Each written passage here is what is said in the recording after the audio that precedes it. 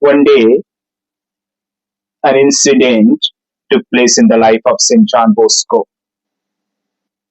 One of his orphanages was completely out of food. There was hundreds of boys to feed at the next day. But there was no money. Unfortunately, there was no food, not even a few slices of bread to feed for many boys. So his co-workers were worried, a little bit tensed, and wondering how they would feed for many boys. His co-workers came to the holy man St. John Bosco and presented the situation and asked St. John Bosco, there are hundreds of boys to feed at the next day, but there is no food, no money, not even bread to feed for many boys. What shall we do?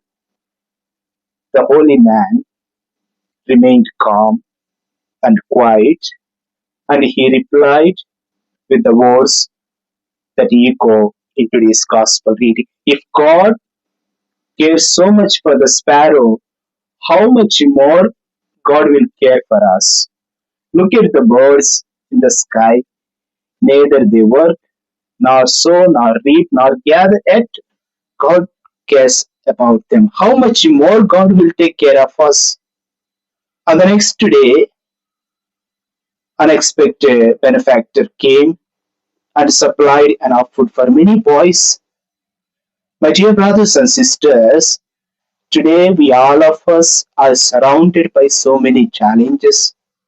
There is none of us who say, Father, I don't face any challenges, I don't have any struggles, I am okay with my life. No, we are surrounded by so many struggles, family problems, financial problems, community issues, sickness, loneliness, and broken relationships.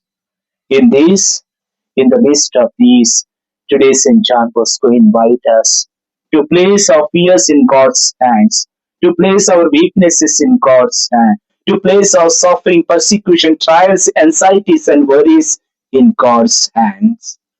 My dear brothers and sisters, the story invites us to place our families, to place our communities in God's hands. And this is what we witness in today's liturgy of the word. In the first reading, we see Prophet Jeremiah was surrounded by fears, worries, persecution, tensions, but yet in the midst of all these, he said, the Lord is with me.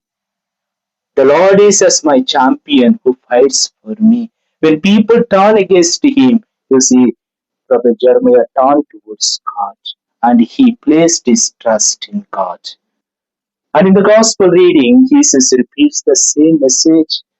And Jesus tells his disciples, do not be afraid. Jesus invites his disciples to place their trust in the loving care of the Father. And in the second reading, St. Paul gives us the reason for our trust. Why should we trust?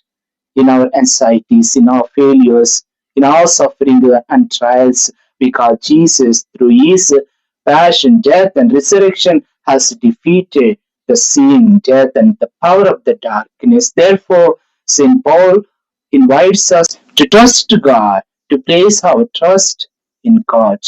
My dear brothers and sisters, when we are placed around all these challenges, trials, anxieties, and worries, the question is, where do we place our trust? Where do we seek our comfort? Like Jeremiah, who draw his strength from God. Let us also, in spite of his life, to draw our strength from God in the midst of challenges, trials, persecutions, and